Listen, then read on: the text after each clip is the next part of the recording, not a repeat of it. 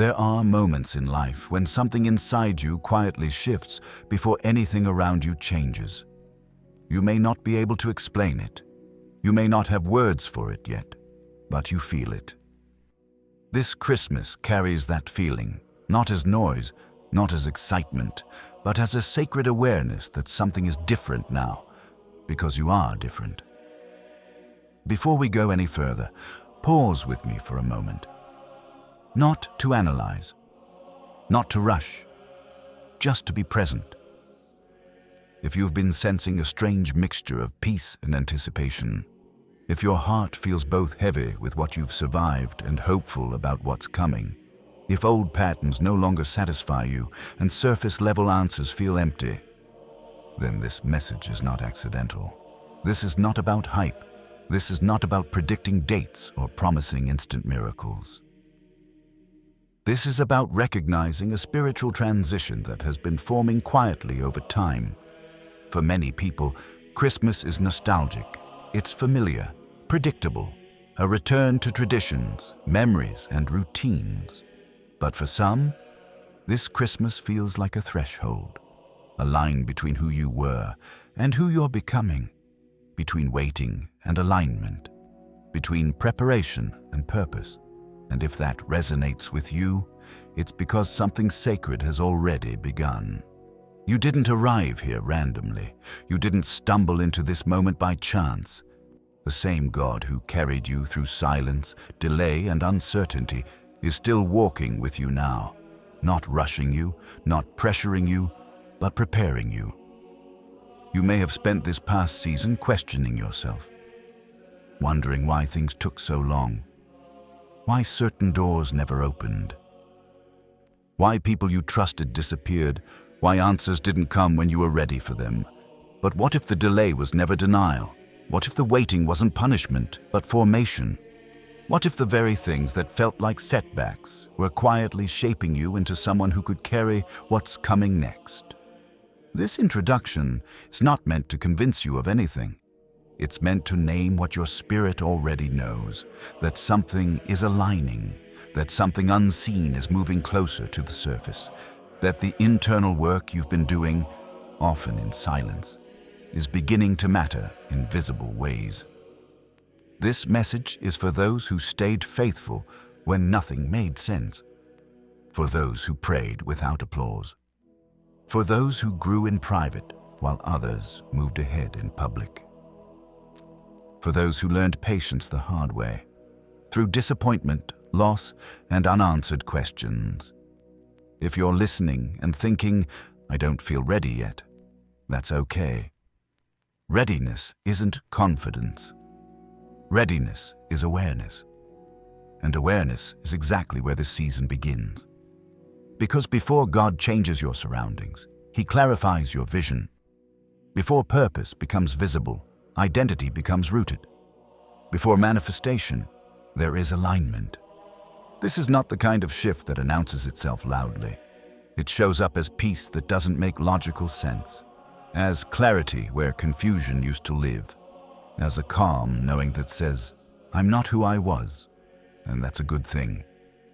This introduction marks the invitation, not to rush forward, not to demand answers, but to recognize holy ground when you're standing on it. What comes next is not about hype or spectacle. It's about understanding the spiritual process you've been walking through and why this Christmas matters more than the ones before it. So take a breath, let the noise fade, and stay present, because what you're about to hear is not just encouragement, it's context, it's clarity, and it's the beginning of understanding why this season feels different and why that difference matters. Part 1. The hidden season. You thought was wasted before anything becomes visible. It is always formed in secret. This is a principle woven throughout scripture, history, and spiritual formation. Nothing meaningful appears fully formed. Nothing sacred skips preparation, yet the hidden season is the one most people misunderstand. You may have called it delay. You may have called it loss. You may have called it a season where nothing was happening, But in reality, it was the season where everything was happening, just not where others could see it. This is where many believers quietly grow weary. Because when effort goes unseen, faith is tested.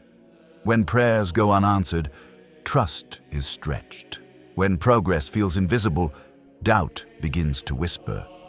You may have wondered, why am I still here?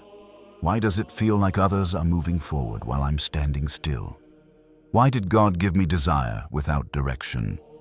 Why did obedience lead to silence instead of reward? These are not weak questions.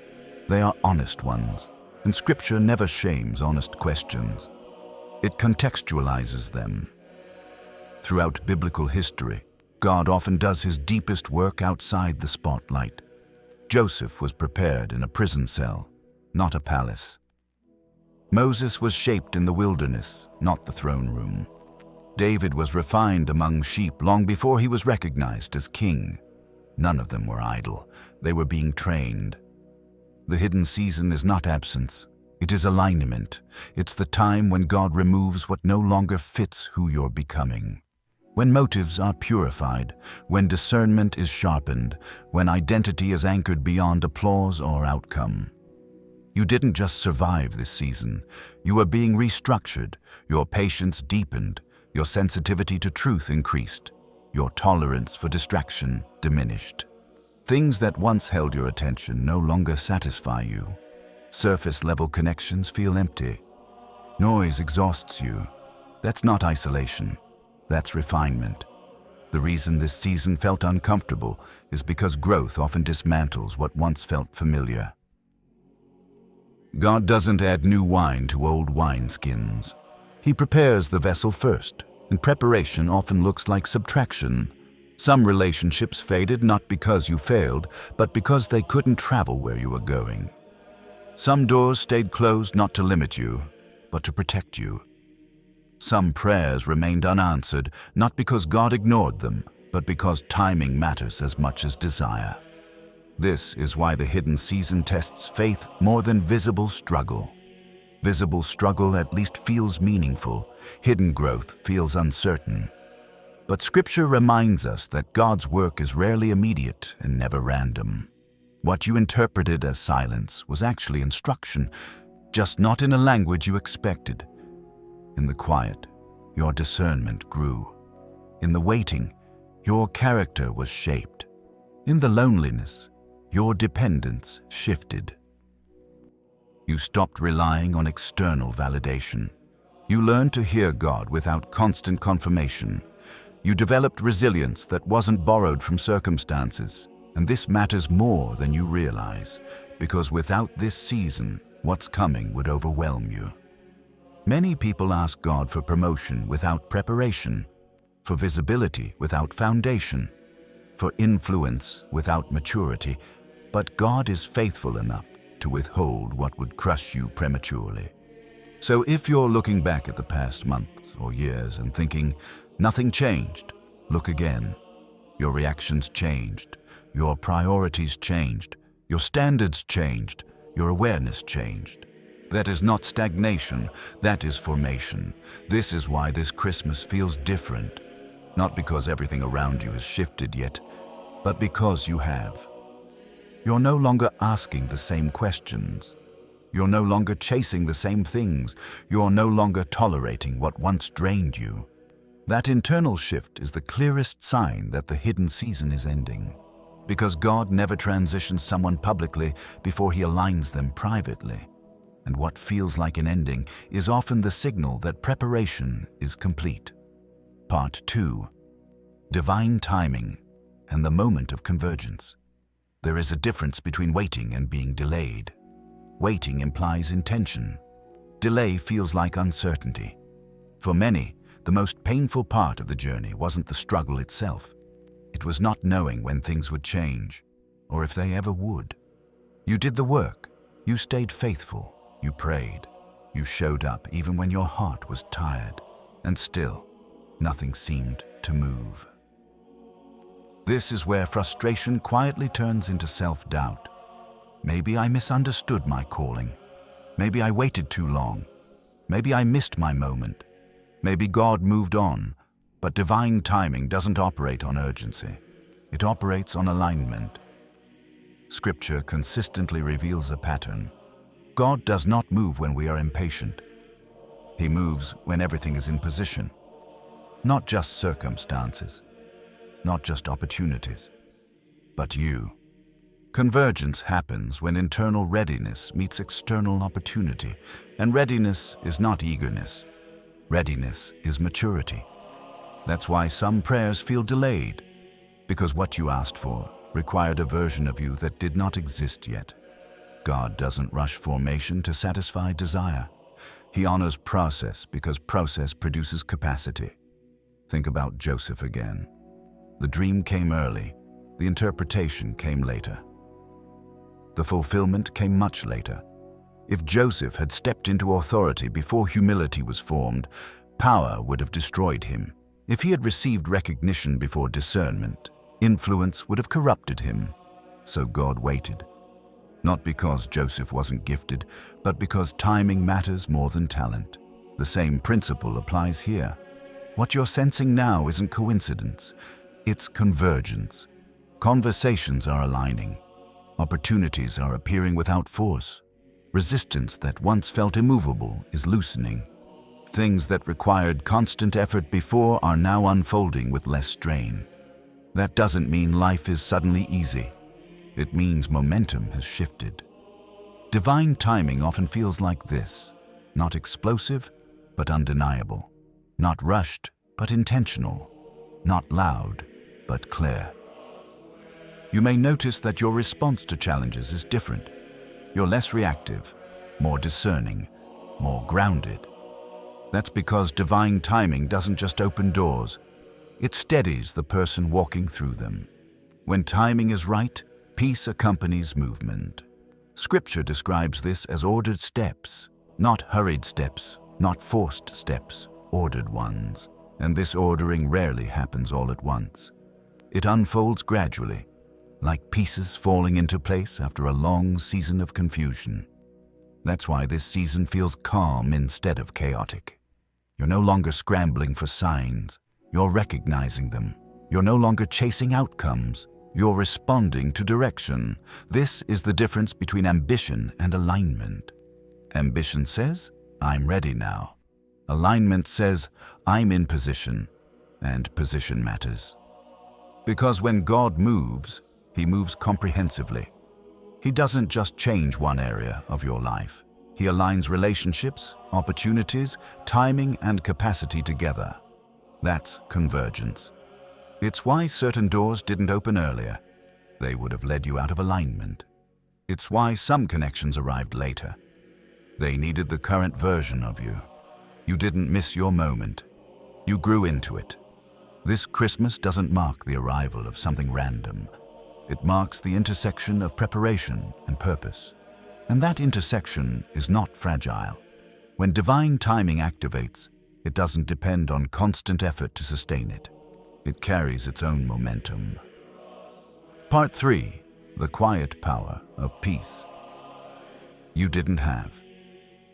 Before one of the clearest signs that God is moving is not excitement, it is peace. Not the kind of peace that comes from everything going your way, but the kind that remains even when not everything is resolved yet. This peace feels different from relief.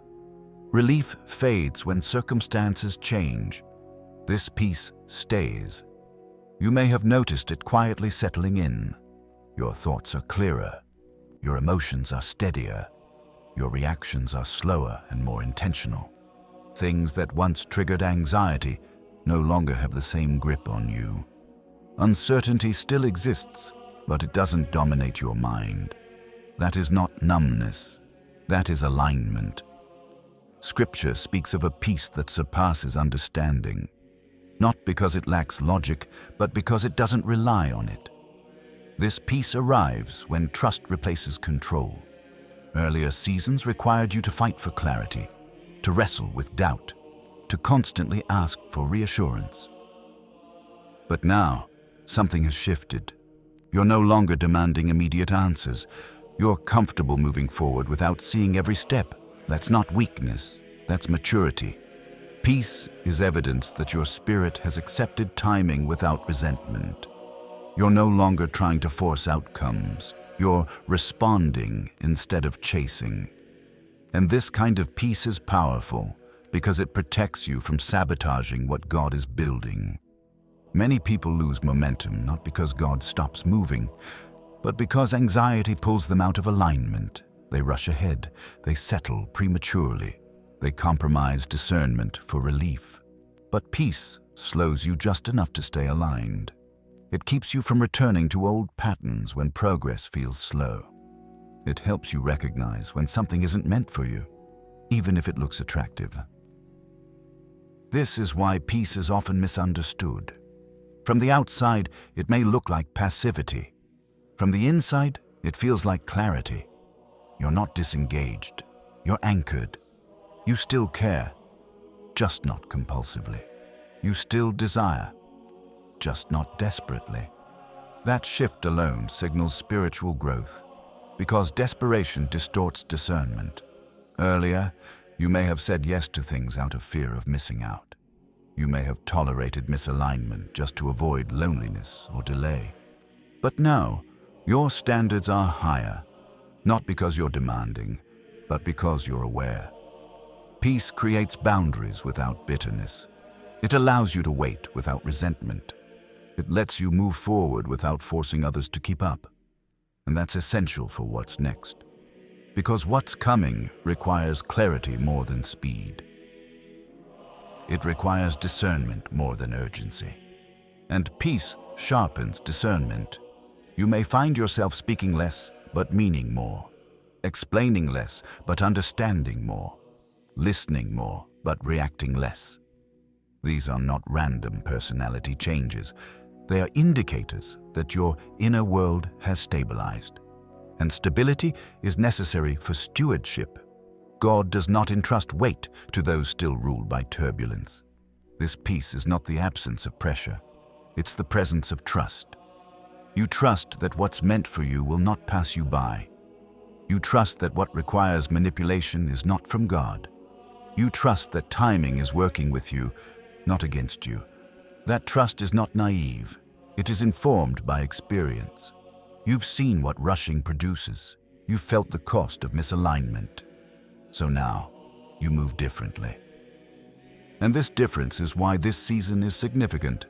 Because peace is not the end of the journey. It is the foundation for responsible movement forward. Part 4. Why resistance often increases right before expansion. When clarity increases, resistance often follows. This is not coincidence. It is a pattern. Many people expect opposition only when they step into visibility or success. But in reality, resistance often intensifies the moment direction becomes clear. Because clarity threatens what once had influence over you. Earlier, confusion kept you reactive. Uncertainty kept you accessible to distraction. Doubt made you negotiable. But now, you're harder to sway. You know what you're not called to. You recognize what drains you. You feel when something is misaligned, even if it looks good on the surface. And that shift disrupts familiar dynamics. People who benefited from your uncertainty may respond differently. Situations that once felt manageable may suddenly feel tense. Old patterns may attempt to reassert themselves, not subtly, but persistently.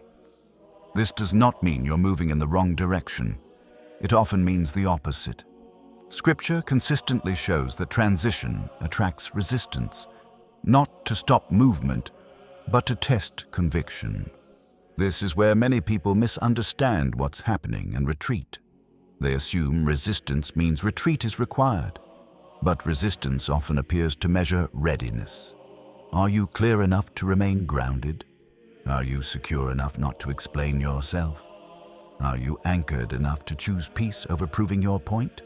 Because clarity without humility becomes arrogance. And clarity without grounding becomes rigidity. That's why this phase requires discernment more than reaction. You may notice subtle temptations to over-explain, to defend your growth, to justify your boundaries. But grounded clarity does not argue. It remains consistent. You don't need everyone to understand your decisions. You don't need external approval to validate internal alignment. Increased resistance also tests emotional maturity. Earlier versions of you may have absorbed every comment, every opinion, every shift in energy. But now, you're learning to observe without internalizing. Not everything deserves access to your emotions. Not every reaction deserves your response. This is not emotional distance. It is emotional stewardship. Resistance reveals where you are still attached to outcomes, where approval still matters, where fear of loss still influences decisions. And that revelation is not meant to discourage you. It's meant to refine you further. Because expansion requires space, and space requires boundaries. God often allows resistance to surface so that what is unstable can be identified and released before growth accelerates. This is why some conflicts appear right before breakthrough, why misunderstandings surface at critical moments, why pressure intensifies just as peace settles in. It's not to derail you, it's to ensure you can carry what's coming without being pulled off center. If you respond to resistance with anxiety, it exposes attachment. If you respond with anger, it exposes insecurity. But if you respond with clarity and calm, it confirms readiness. You're not being tested to see if you're perfect. You're being refined to see if you're rooted. Rooted people are not easily shaken. They bend without breaking. They adjust without compromising. And this rootedness is essential, because expansion without grounding leads to collapse. What's unfolding now is not just about growth, it's about sustainable growth. Part 5. Staying anchored as momentum. Begins to build momentum is subtle at first. It doesn't announce itself loudly. It doesn't arrive all at once. It begins as a quiet forward pull, a sense that movement is no longer forced.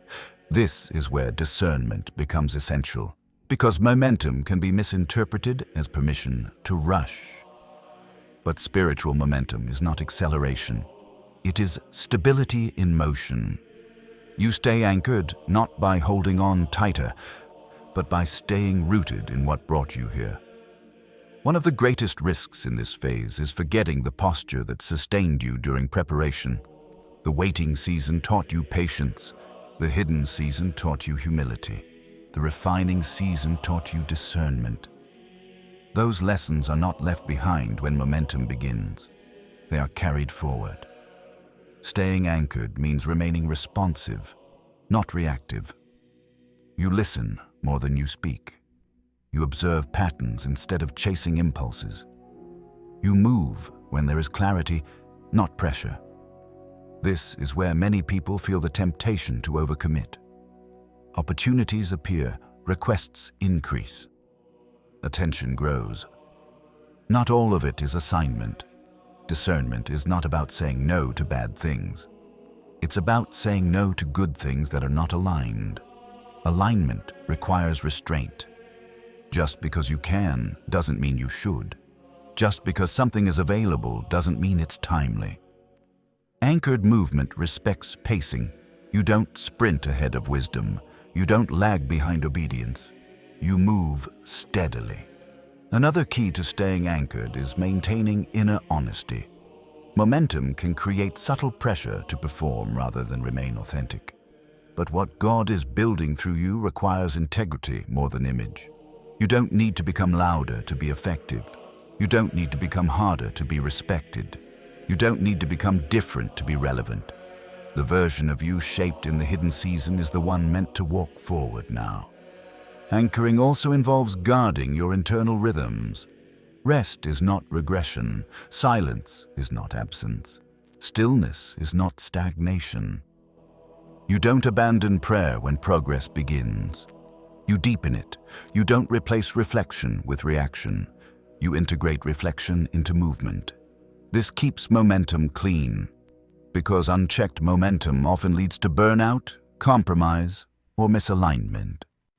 Anchored momentum feels sustainable. It doesn't demand constant affirmation.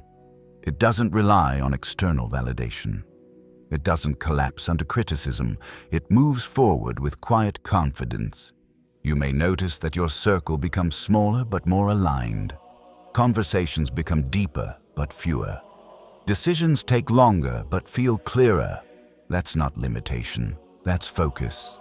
Focus is not restriction, it is direction preserved. And this preservation matters because what's coming next is not just movement, it's impact. Impact requires clarity of identity. If you forget who you are, momentum becomes dangerous. If you remember who you are, momentum becomes purposeful. Staying anchored is not about controlling the future. It's about remaining faithful in the present, because faithfulness sustains what favor initiates. Conclusion. This Christmas is a commissioning, not an ending. What you're sensing right now is not closure, it's confirmation. This Christmas is not marking the end of a difficult chapter. It's marking your readiness to carry what comes next. You didn't just endure a season, you were shaped by it. The waiting refined your patience. The silence sharpened your discernment. The uncertainty anchored your faith deeper than comfort ever could. And now you stand different, not louder, not rushed, not striving, but steady. That steadiness is not accidental. It is the evidence of formation completed. A commissioning doesn't always come with ceremony. Often it comes quietly, through clarity, peace, and alignment. You may not have every answer yet. You may not see the full picture. But you don't need to. Because commissioning doesn't require complete understanding. It requires trust. Trust that what God has prepared you for will unfold at the right pace. Trust that you will recognize each step when it matters. Trust that obedience will be clearer than fear. This Christmas, you're not being asked to rush ahead. You're being invited to walk forward with intention, to move without striving, to speak without proving, to act without forcing outcomes. You no longer need to convince yourself that something is happening. You feel it, and that inner knowing is enough. As you step into what's next, remember this. You are not late. You are not behind. You are not unprepared. You are aligned. Carry that alignment gently. Protect the peace that grounded you. Honor the process that brought you here. Let your movement be thoughtful. Let your choices be intentional. Let your faith remain quiet but unshakable. This season is not asking for performance. It's asking for presence. And presence is powerful. Because when you stay present, you don't miss what matters.